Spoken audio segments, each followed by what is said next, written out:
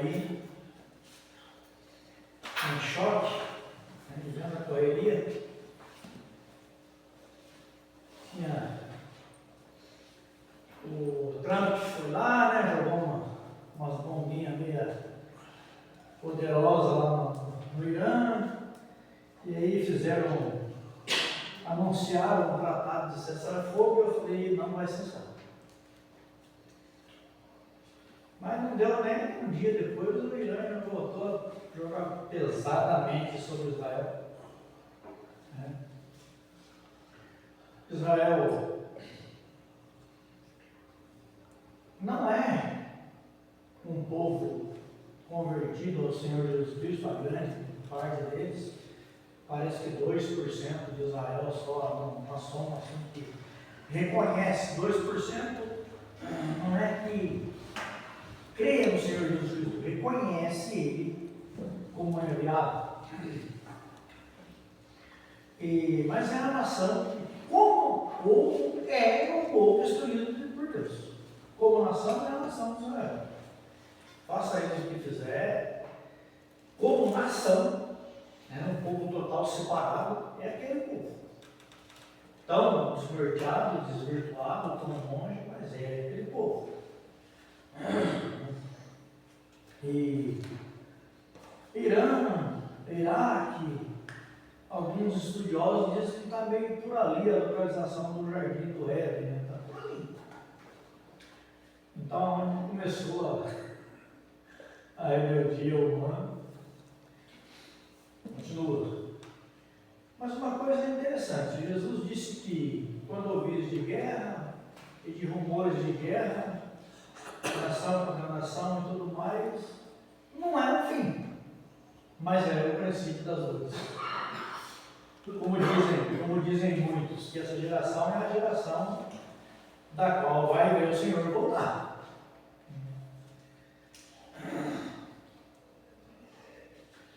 Não sei, as coisas acontecem rápido hoje.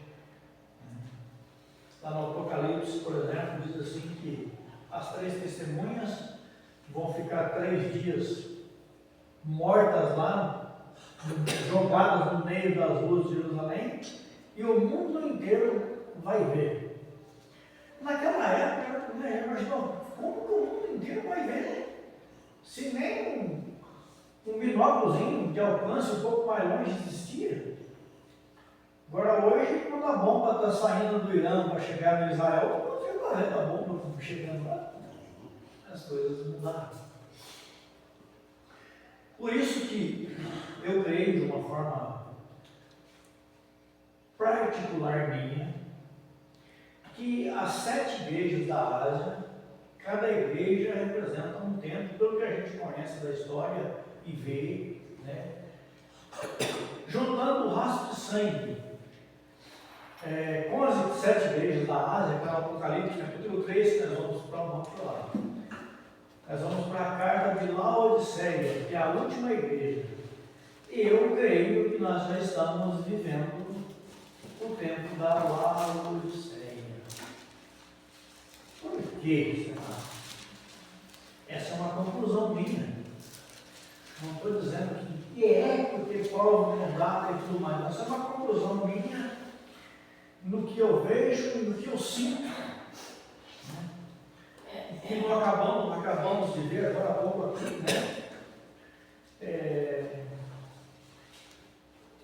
as pessoas botam desculpa numa coisa, no outro, no pastor, ou em alguma coisa da igreja, para não frequentarem a igreja. Mas a carta de Laodiceia, para Laodiceia, está no capítulo 14, do capítulo 3, do versículo 14 em cima. Diz assim: escreve ao anjo da igreja em Laodiceia, estas coisas diz o Amém, a testemunha fiel e verdadeira, o princípio da criação de Deus. Quem será que estava falando aqui?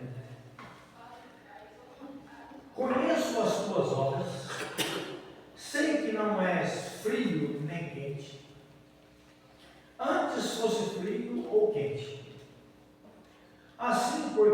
porque tu és morno e não és nem quente, não és quente nem frio, estou a ponto de vomitar-te da minha boca. Olha, porque não é frio e nem quente, ele não disse estou vomitando, estou a ponto.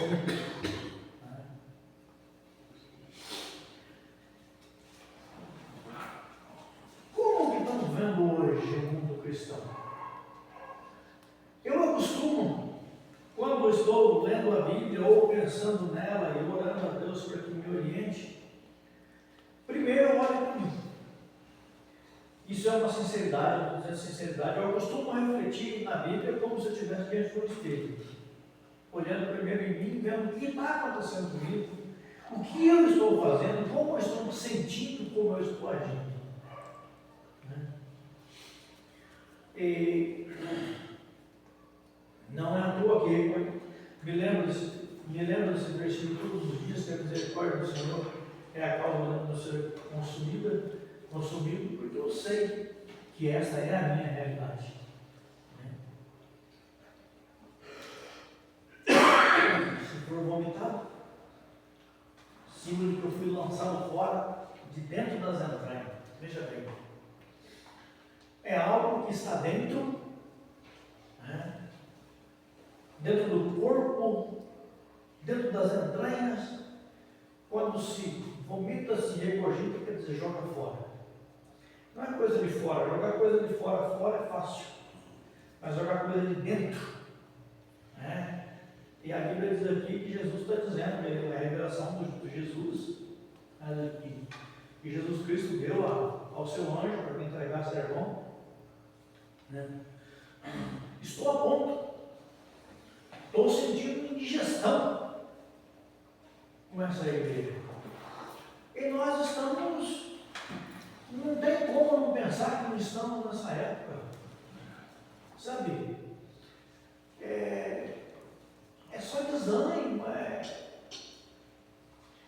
O povo está fazendo a história da porca lavada que voltou ao despojadouro. Eu nunca vi, eu estou com 50, estou fechando 58 anos, eu nunca vi tanta depravação, tanta falta, tanto descaráter, não sei se existe essa palavra, quer dizer, falta de caráter. Eu estava rindo não, eu comentei com o menino ontem, porque tem um pessoal reformando o ônibus lá, e uma hora eles estão ouvindo rap chamado evangélico, rap gospel, e outra hora eles estão ouvindo coisa que não dá para repetir. Aí um rapaz que ia chegando, um companheiro falou assim: rapaz, será que eles não têm vergonha de ouvir isso dessas músicas? Eu falei: ô meu amigo, não fala música não, que é uma ofensa para a música, isso é lixo. Estão ouvindo lixo, isso não é música não. Música é coisa boa. Música nos traz alegria. Não isso. Isso é lixo. E os cristãos, mesmo os salmos, cada vez pior. Cada vez pior. Usando palavreado, esquisito, difícil de compreender. Preferem mais a companhia daqueles que estão distantes de Deus do que os que estão procurando estar perto de Deus. Observe só como é que é uma coisa. Quando alguém desanima e começa a fazer reclamação em relação à igreja, parece que um grupo se ajunta a ele. Mas quando um se anima e quer ir avante, acho que não vem ninguém para trás dele. É uma situação muito complicada. Nós estamos numa época que estamos numa sensibilidade enorme para ouvir, mas não temos sensibilidade para falar. Eu sou sensível demais em receber, mas sou extremamente insensível em entregar.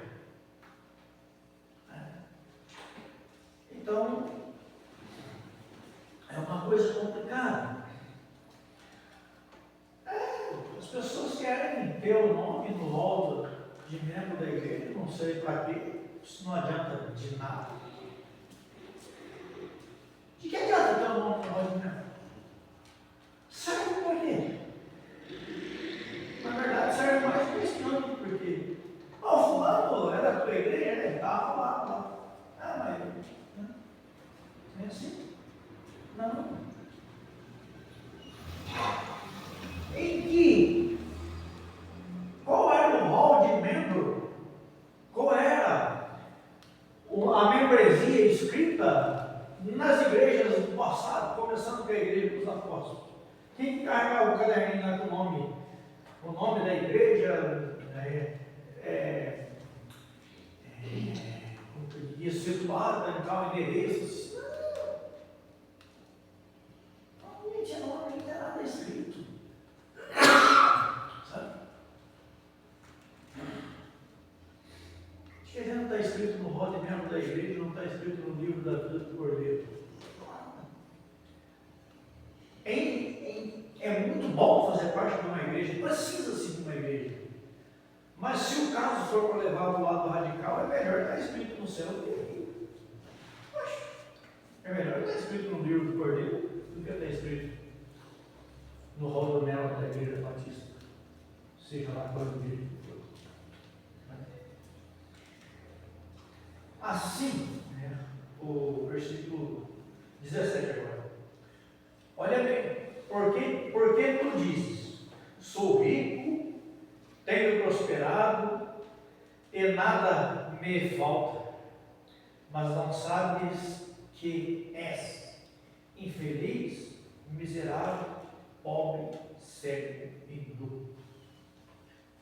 Gente,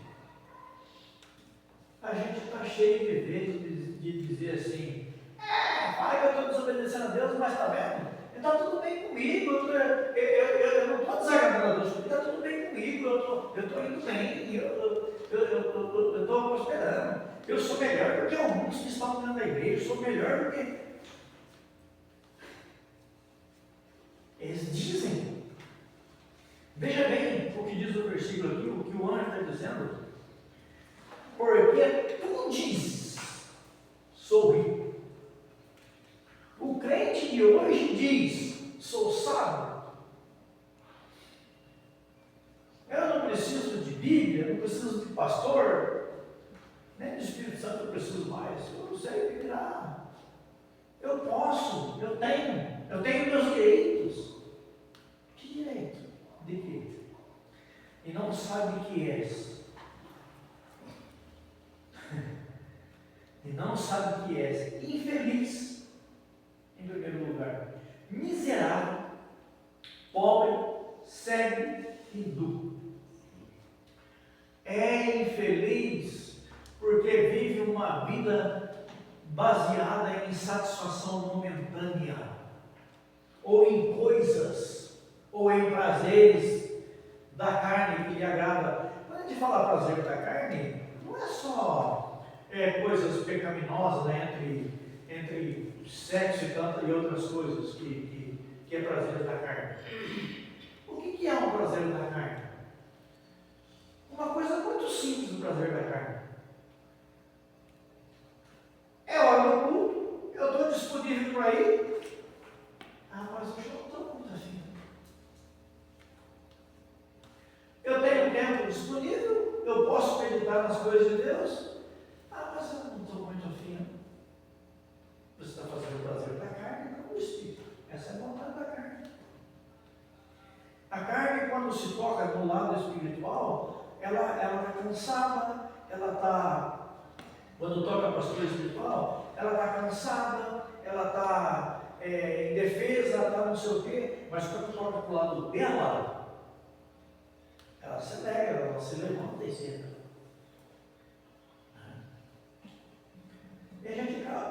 E a pessoa acaba infeliz. Eu vejo tanto cristão que eu considero irmão na fé, sabe, que vive de bico derrubado, de tromba caída, que vive reclamando disso e daquilo, porque nada dá certo, porque nada vai, não sei o que tem, eu não sei o que acontece comigo.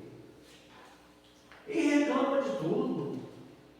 Ora, somos herdeiros de tudo que não é para ser agora. A pessoa vai lá, planta um pé faz uma plantação de qualquer cereal lá, e aí ele fica sentado ali, né? Vigiando a plantação.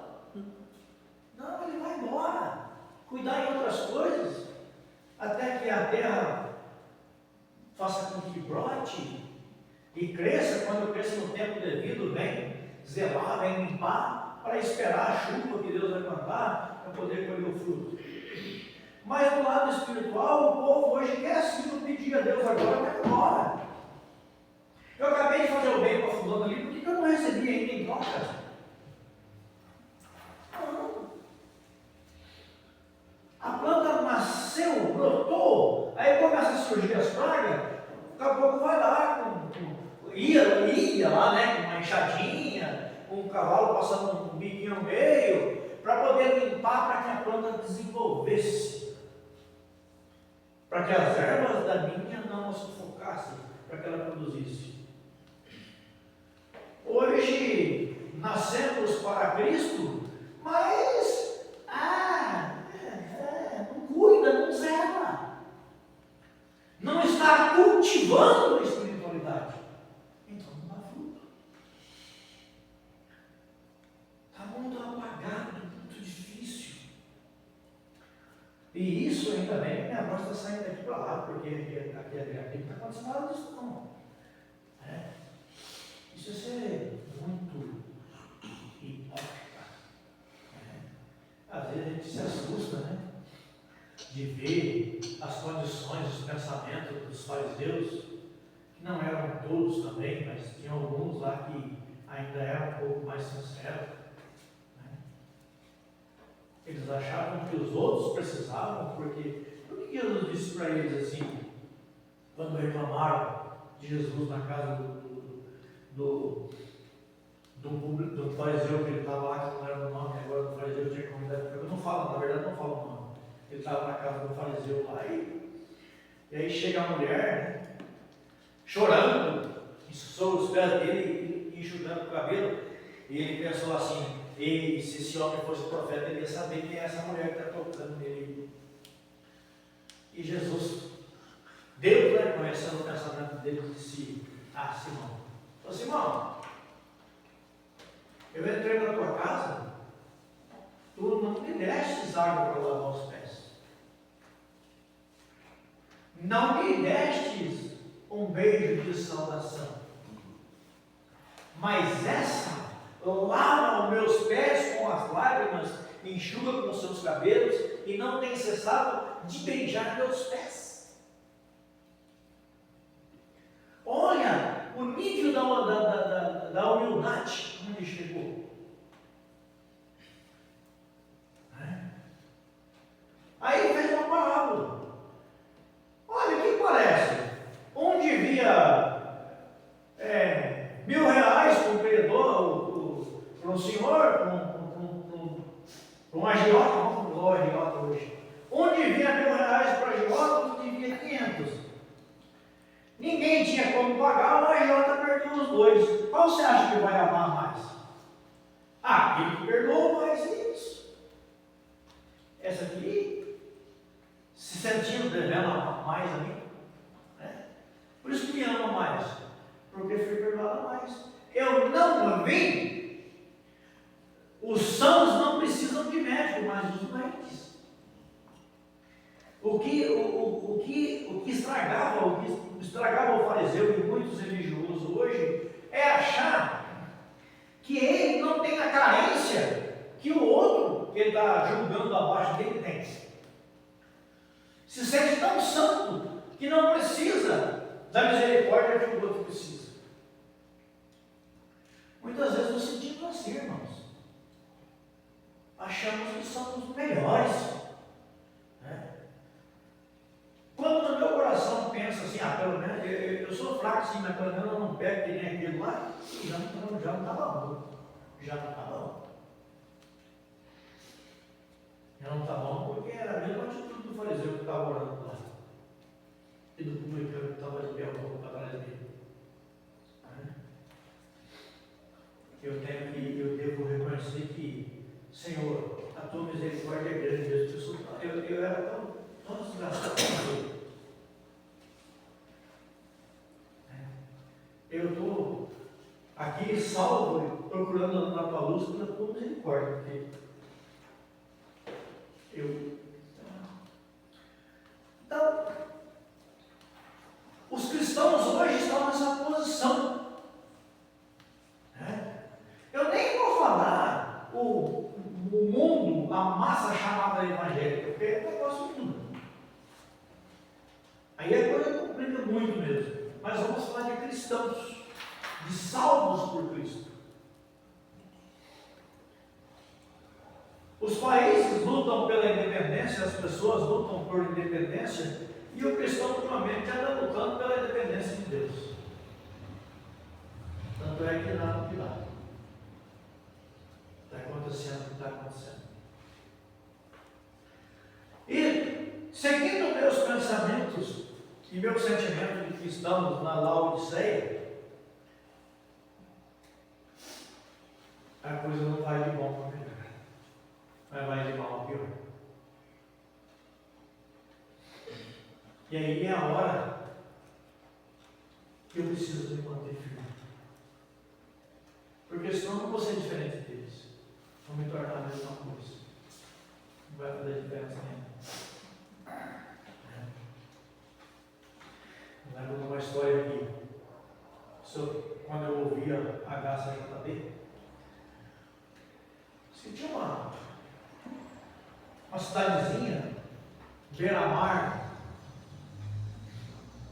e lá tinha uma pequena igreja cristã lá, que tinha lá uma meia dúzia de membros que frequentava lá aquele trabalho.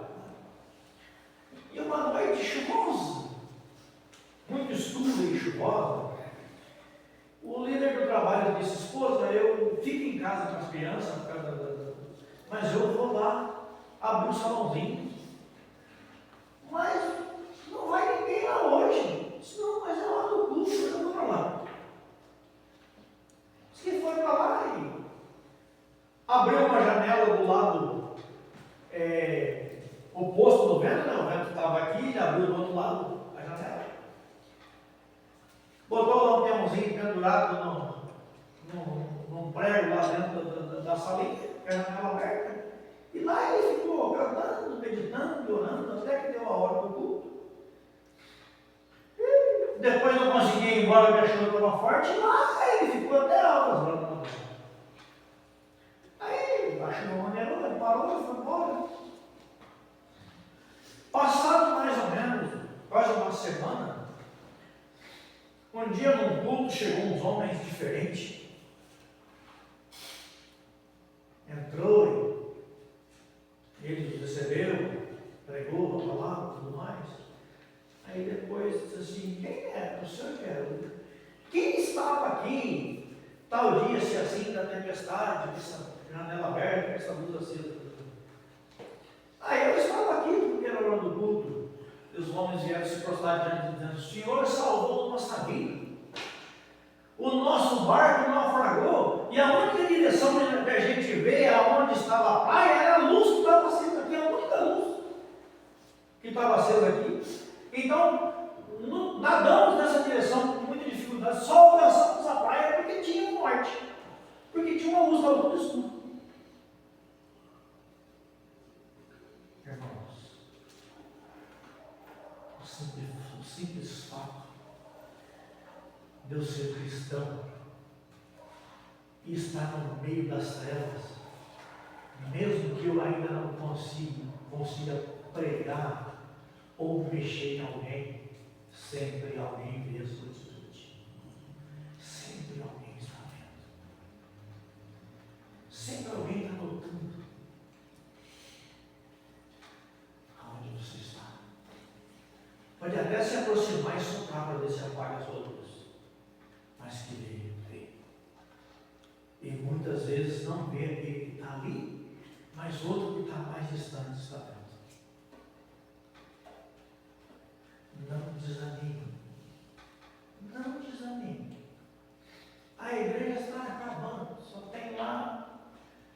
Jesus disse que onde estiver dois, de dois para cima, estarei no meio deles. Por que não onde estiver um? Porque não tem como estar no meio, né? Só tem dois, está no meio. Uma igreja.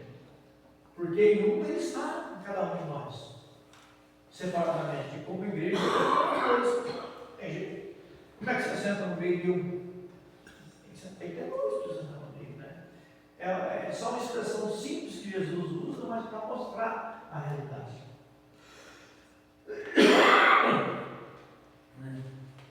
Estão dizendo que estão ricos, tudo mais, né? Mas não. 18. Eu te aconselho que compres de mim ouro refinado no fogo, para que tenha riquezas, roupas brancas, para que te cubras a vergonha da tua nudez, não seja mostrada, e colírio, para que apliques sobre teus olhos enxergues. Irmãos, o ouro é símbolo de riqueza, e a pessoa diz: eu sou rico e nada tenho falta. Ele diz: não, compra de mim o ouro, porque o ouro do qual é vendido aqui, do Cristo, do Senhor Jesus Cristo, ele falou que era para juntar tesouro aonde? Então, para ser rico e abastado com ele, não aqui. E qual é a nossa riqueza espiritual? Além da graça de Cristo. A nossa riqueza espiritual, o que nos satisfaz, é saber que eu estou sob as mãos daquele que tudo pode. Simplesmente isso, tudo pode. Quando eu estou satisfeito com o que eu tenho, para mim não falta nada. Quando eu estou satisfeito, eu não sinto necessidade de outra coisa. Por isso que é para comprar dele, porque dele, a graça dele, a misericórdia dele enriquece. Enriquece a ponto de não ficar preocupado e nem buscando coisas que eu acho que tem valor, que eu acho. Aí está o acho. E ele diz: não te obrigo, ele diz: aconselho. Se você quiser, compre. Se não quiser, continua na tua vida miserável. Essa palavra é muito pesada para quem não compreende, continua na desgraça. Né? Tem muita gente que, se você usar essa palavra perto dele, fica extremamente escandaloso. Mas o que é uma pessoa que está na desgraça, ou o que é um desgraçado? É uma pessoa que não tem graça. É apenas simplesmente isso. Simplesmente isso. Algo desgraçado é algo que não tem graça, que não recebeu graça, que não participa da graça divina. Então a gente olha para o mundo, quando a gente começa a perceber essas coisas, a gente olha assim e fala: meu Deus, quanta desgraça, quantas pessoas desgraçadas ao meu redor, na minha família. Dá dó de ver, triste de ver. Então compra o colírio, tem o ouro para ficar rico, e roupas brancas. E na Bíblia, quem conhece sabe que roupas brancas é símbolo de justiça. Compre roupas brancas para que não apareça a vergonha da tua nudez. Busque a justiça em Cristo e ande cada vez buscando mais, para que não apareça a desgraça, a tua misereza, a tua impureza, a tua porquice, a tua imundícia, para que seja coberta com a justiça de Cristo. Roupas brancas, para que cubra a tua vergonha, que não apareça, e colírio, para que apliques nos teus olhos e veja. O que é colírio? Para enxergar. Aí eu lembro dos Salmos 119, 105. A tua palavra é luz para o meu caminho. Para enxergar eu preciso de luz. E o colírio tira o que está embaçado e faz com que eu veja a luz. E Jesus disse: eu sou a luz do mundo. Então precisamos buscar em Cristo, para poder ter a luz do mundo, ter a luz de Cristo. Nós vamos pular para o versículo 22, e vou parar por aqui. Aí, entre tantas outras coisas, ele diz assim: quem tem ouvidos, ouça o que o Espírito diz às igrejas. Interessante. Ele não disse, em cada final de carta de cada igreja está dizendo a mesma coisa. Ele não diz assim: quem tem ouvido, ouça o que o Espírito está dizendo à igreja. Mas as igrejas, porque cada uma tem uma palavra diferente, então observe todas as palavras, não apenas este conselho, mas todos os conselhos. Quem tem ouvido, ouça. Ouvir não é escutar. Eu descobri isso no tribunal, já não vi isso. Eu disse: eu ouvi ou escutei. Ele disse: você ouviu ou escutou? Eu parei por um pouco. Ele disse: escutar é quando alguém está conversando, falando alguma coisa lá, e você escuta as pessoas falando lá. Ouvir é quando alguém disse para ti. Você ouviu diretamente. Então, ouve. Quem tem ouvidos, ouça. Quem tem ouvidos, ouça. Está aqui. Isso aqui encerrou. Esse livro encerrou a Bíblia. Não precisamos hoje de outras coisas. Vou lá para o capítulo 22, no finalzinho, aqui no versículo 19, só para vocês terem uma ideia. Ó. Se alguém,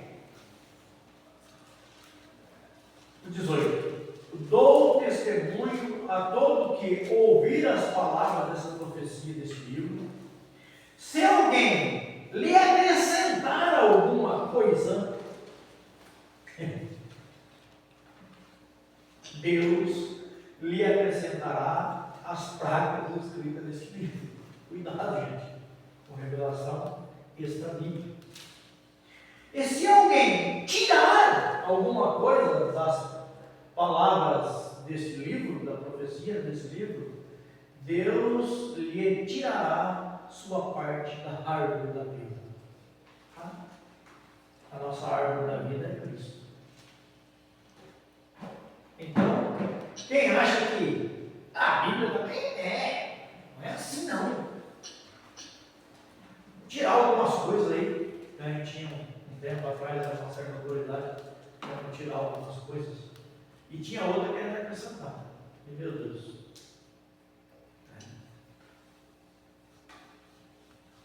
Quem tem ouvidos, ouça.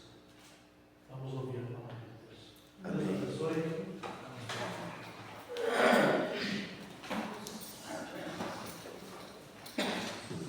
Amém. Ou seja, o que é pensado de um que é zero? Vai estar zero. Vai estar no meio de um, por que ele não falou? Dois ou três? Não falou. Aí nunca vi ninguém. Cuida. Parece simples, mas a pessoa não pensa nisso aí. Obrigado, que Deus abençoe você. E nós aqui possamos estar amanhã aqui novamente. E que traga nós aqui pedir a Deus.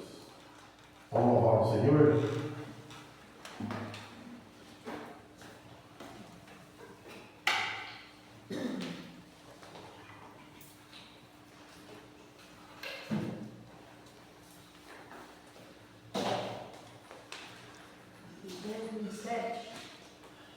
Aqui já.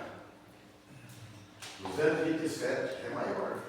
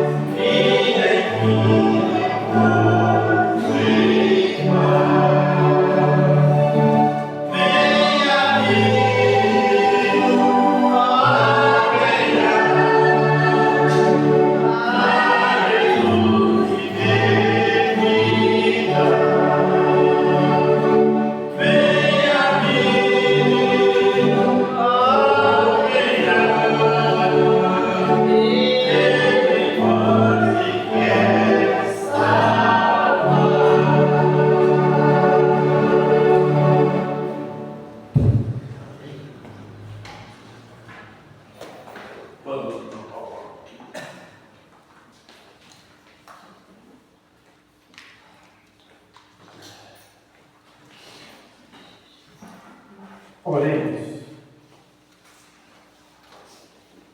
Pode ser, vai.